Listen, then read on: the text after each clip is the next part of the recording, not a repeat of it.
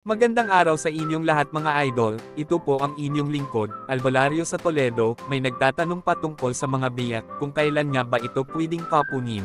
Sa video na ito, ay pag-uusapan po natin kung kailan nga ba dapat kapunin ang mga biyak. Unang-una ay ituturo ko po muna sa inyo ang step by step, kasama na ang pagtuturok ng iron at vitamins. Sa edad ng 3 araw, ay paud na nating turukan ng iron ang ating mga biyak upang maiwasan ang anemia, pagkabansot at tumibay ang resistensya, 1 ml bawat biyak.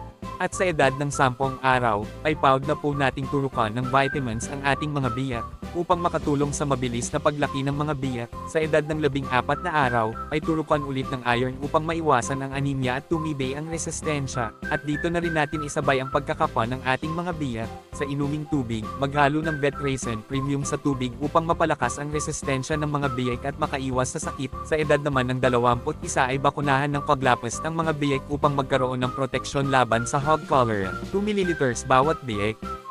At kung umabot ka man sa part ng video na ito, ay maaari ko po bang hingiin ang iyong suporta, paki-like, follow and share naman po mga idol upang makita rin ng ibang mga nag-aalaga ng mga baboy. At pag time ka idol ay paki-comment na lang din kung taga saan ka, upang palaman ko kung saan umabot ang aking video. Maraming salamat po idol, ang cute mo talaga idol. Balik naman po tayo sa ating munting topic patungkol sa mga biyak. Sa edad ng 23 hanggang 33, ay maghalo ng digestiride sa inuming tubig, upang mabawasan ang stress sa pagwawalay. Kailangan ng mga biyak ang probiotics, acidifiers, electrolytes at enzymes, 2 kutsarita kada galon ng painoming tubig. At sa edad naman ng 25, ay mag-booster shot ng vitamins upang maihanda na ang mga biyak sa pagwawalay ng inahin. At hanggang dito na lang po ang ating munting topic mga idol. Salamat po sa panonood, ang cute mo talaga, joke lang po, hihihi, happy farming po sa lahat.